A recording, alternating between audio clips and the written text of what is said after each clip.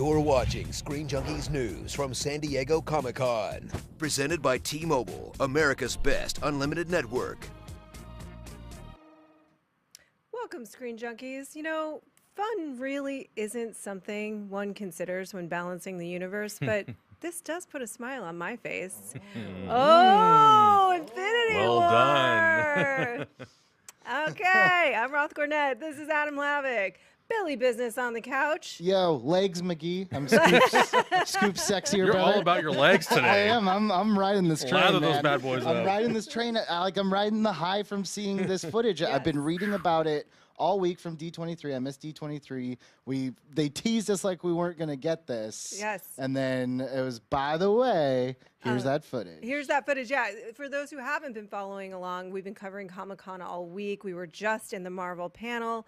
We were still riding that high. They closed off the panel and acted as if they were walking off the stage. And then, of course, they come back out and they drop this Infinity War trailer. So we're going to talk about it now. You may have heard about it elsewhere, but we're going to do it even better, maybe? I doubt It's it. fresher in our minds. It's fresher. Let's talk about how it opens, which is in space, which is my very favorite place to be, with the Guardians of the Galaxy and a floating around and very hurt.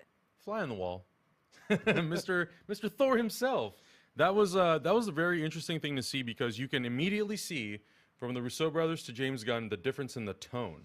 Having Thor crash under their windshield, you still have that same humor of Rocky going, get him off, where are the wipers, use the wipers, and then Mantis pulling him into the ship and then bringing him back to life, and him immediately reacting like, what the hell, who are you guys?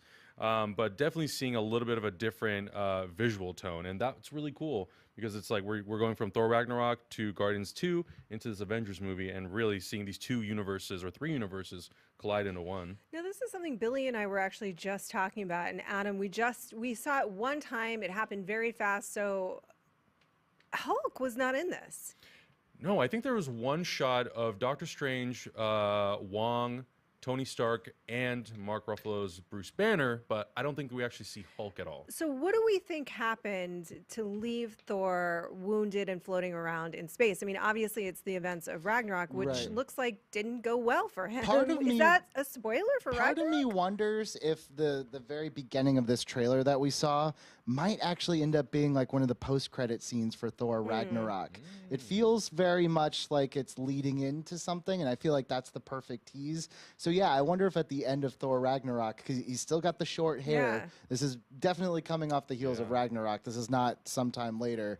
I'm wondering if maybe this is kind of that connective tissue to kick off, and that's not actually in Infinity War. Yeah. Hemsworth says he gets beat to hell in Ragnarok, so that would make sense. Yes, it does make, well, he gets beat to hell probably a couple of different times in a couple of different ways in Ragnarok. But I just think, yeah, it was interesting. To me, it felt like minutes later, you know? Yeah, definitely. So then we get a look at Loki holding the Tesseract. Now, where do we think he is? That's not entirely clear. Well, I think the locations in this entire trailer are very unclear, because we get a lot of like really orangey bright backgrounds, and we get really dark backgrounds. You don't know if it's on Thanos' home base that we first saw in Avengers, where we see Loki handing him the Tesseract. I'm pretty sure that's what's happening. He must be trying to, you know, buddy up to Thanos by bringing him the Tesseract. But yeah, I don't know. Location-wise, it's tough to say. Here was, I think, a very exciting shot for people, even fans of Homecoming, that said, where is the Spidey sense? He's on a bus, and you can see his arm, and the little hairs just stand straight up, and he looks. What did you react? I just love how subtle it was. What did you react? That's what not did even I a react? sentence. Hello to so day 3 of late Comic-Con, in the where our day. brains are Well, melting. I reacted with a, someone would have to tell me. Show me an emoji how you felt about it. But I liked the subtlety of it. I was worried, you know, people were complaining that they left it out of Homecoming. I was like, to me, Spider-Sense like always seemed a little hokey. It was either like Matrixy and Tobey Maguire, or like the cartoon where everything would get like black light. But I like this, like I like the idea of Spider-Sense being just kind of this gut feeling, as opposed to like everything's gonna stop. And I loved that they showed. I don't know how he's gonna get that Iron Spider suit, but he's got it, he's using it. Yeah. Well, the feeling overall, and what do you guys think about this? To me, it was just like let's get Winter Soldier off the ice. Let's get our army. Let's get we're going to need everything at this guy. So that's what it felt like to me. I mean, when Thanos walks out of a portal and he's like 18 feet tall and he's got his like summer collection armor on, you're like, he probably is going to murder everyone. No, so this is you one want thing everybody there. Adam and I talked about this before we went on. This would be the 4th appearance of Thanos in a Marvel movie.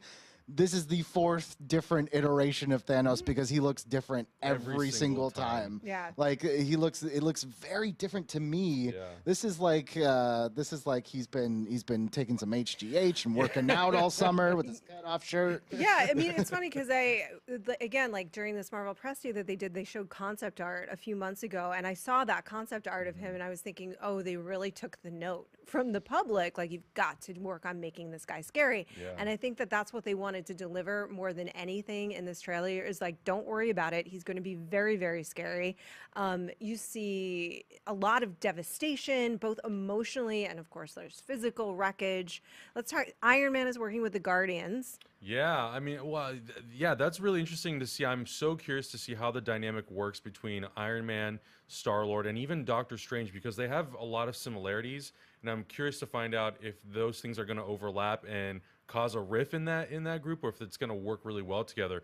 One of my favorite shots in the trailer is Doctor Strange kind of making these like elevated platforms for Star-Lord, and he's like running over them. I mean, the footage is so fast and chaotic that it's really hard to make out every single thing, but the little things that you catch, and seeing Iron Man with those characters is really cool because it's like the 10-year culmination of everything that we've seen finally comes to fruition, and potentially that premonition he has in Avengers Age of Ultron, where we see everyone dead. Yeah, that's what I was thinking too. It looked like, and I wondered how much of this is another, because we do see, I mean, Thor basically gets his head squished like a grape in the hands of Thanos. Yeah. Like it's nothing. I said like there's maybe one joke with Rocket at the beginning, and then this is bleak. Yeah. This is like Batman Returns level. Kids will come out of this crying, you know, very dark looking. Yeah, and then Tony, there's a shot of him just punching Tony, Iron Man, full suit in the face. Like a rag doll just throws him off. Doesn't matter. How much of this do you think, though, are they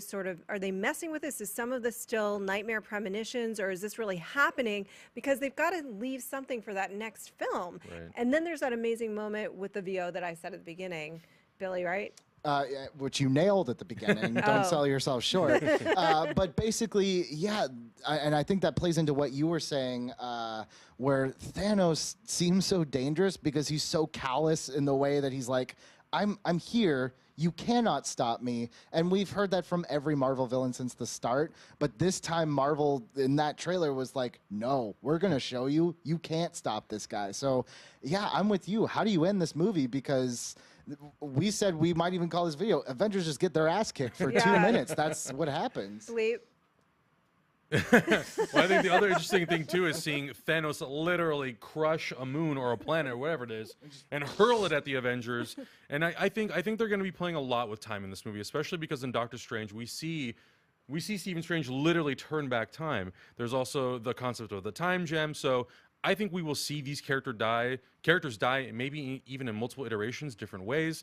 And then the Avengers are then going to have to figure out how do they outsmart Thanos, change time back, and then kind of change the outcome of the fight. Because we basically see Peter Parker, Spider-Man, you know, saying to Tony Stark, crying, "I'm sorry," and he's as on if the he's ground. failed. Yeah. So there's a lot of stuff going on. That's a very emotional moment too, and there's a moment of tears as well. And you said I don't think anybody has caught this. I could be wrong, internet. I'm sure you'll correct me, but like the destroyed collector's lair, yes? Yeah, Gamora is walking through what to me looks like the collector's collection that's just in shambles as that Thanos voiceover is going, and she just looks like she's probably devastated because more than anyone in the whole cast, Gamora knows what Thanos is capable of, and these people think, oh, we stopped Ultron, we stopped Loki, and she's like, this is not Ultron, this is not Loki, you don't know my dad, you know? And that's what it came out looking like. I also, one thing I didn't really see people talking about in D23 was there was a quick shot of Vision that looked like he was in some sort of Behind bars? prison. Jail. In some sort of Right. containment? And I'm Yeah. wondering if that's, unfortunately, in Civil War style, if that's kind of the Avengers strategy. Like, we know we have the last Infinity Stone. So we're keeping it. Let's keep him locked away from Yeah. Thanos, because once he gets to Vision, it's It's all Endgame. over. Yeah. And Vision was kind of a key player in Age of Ultron with how he helped them kind of disassemble Ultron's army. And if he's that powerful, he probably could stand a pretty good chance or stand toe to toe with Thanos. So I think they're kind of in this this rough spot where they want to use Vision's power, use his abilities, but then they also are afraid that if Thanos gets that final gem, it could all end. Yeah. It's funny because I noticed that shot too, and I thought the same thing. And that is dark. They're sort of turning on each other, not really turning on each other, but by force turning on each other. And you've seen Cap looks like he's in a pretty grim place. We know he's got the beard, but he's Chris Evans also looks sexy in that beard. well, He Let's rocks not it. lie. I mean, in all things, Yeah, well, that's frankly. true. But yeah, it looks like he's devastated and saying he knows what it's like, you know. But I do wonder if that's what they've had to do. Otherwise, Right. I mean, this whole trailer, as fascinating as it is, I think the theme of it is like desperation. We even see the Hulkbuster armor from Yeah. Iron Man Yeah. make another appearance. I feel like they're just throwing They're everything at the desperate. wall to see what sticks. well, you know? that's the Hulkbuster with Doctor Strange and Star-Lord all going at him, and it's like nothing. Nothing hits, right? Nothing is working. You're done. That epic line. You want to say it again? You'll do it better than I did. I don't have it handy. Actually, I do. All right. Fun isn't really something one considers when balancing the universe, but this does put a smile on my face. Ooh, what's gonna happen? You did it better than I did. Black Widow. We've talked about the beard. Black Widow's hair. Yeah, I mean, I think it's pretty clear that that team is in some sort of hiding, especially Captain America, obviously. So she's almost platinum. Yeah. Yeah. Right. Yeah, it's really interesting. Yeah. No, I didn't see any Hawkeye in there. I didn't see any Rhodey. No War Machine. Did we get any glimpse of Black Panther? I think maybe We one. did. We got it. There was a quick shot of Winter Soldier firing That's his right. gun, and then we see Black Panther. It looked like he With may have his had his army. Wakandan army Yes, behind yes. him, and one little quick glimpse of Falcon as just well. swooping down Yeah. real fast. But I mean, like we always knew this was going to be all hands on deck, but seeing all hands on deck is just it's crazy. I haven't been this excited since the first Avengers because we kind of got numb to the fact that everyone shows up, but like everybody coming up to, Yeah. to the game All is 20 characters or however just many there are. nuts. Yeah, I think the biggest critique for me, and it's more of a nitpick because this movie's still like a year away, just the visual effects, and I think that's why they're not releasing this footage is because they really want to fine tune it. Yeah, and I make it gotta look say, really I'm polished. following chat right now, and there's just a lot of like upload it, but we definitely cannot do that because we don't have it. But we certainly would show it to you if we could. But go ahead. But yeah, I mean that's the biggest thing, and they have a whole year to work on that. But you can tell that the scale of this, and because it's all shot in IMAX, I think they're really going to try to push the boundary of what they can visually do with these Avengers movies. Because I think Marvel has been critiqued a lot for the visual style, that it's all looked really flat. But I think with Phase 3, they're trying to do something colorful and very vibrant and very contrasty and make it look like it really is unique. And this trailer, I mean, the colors that we get, the color palette is massive in this movie. So Yeah. I was impressed with it. I was very impressed with it. I thought it looked great. It happened really fast. I'm excited for it to get released, which I assume will be 5 minutes after we're done with this video because irony, I guess. But thank you guys so much for joining me today. Thank you guys for sticking with us throughout Comic-Con. You have been amazing. Continue to be nice to one another because it's nice to be nice and have a smile on your face. This episode was presented by T-Mobile, America's best unlimited network.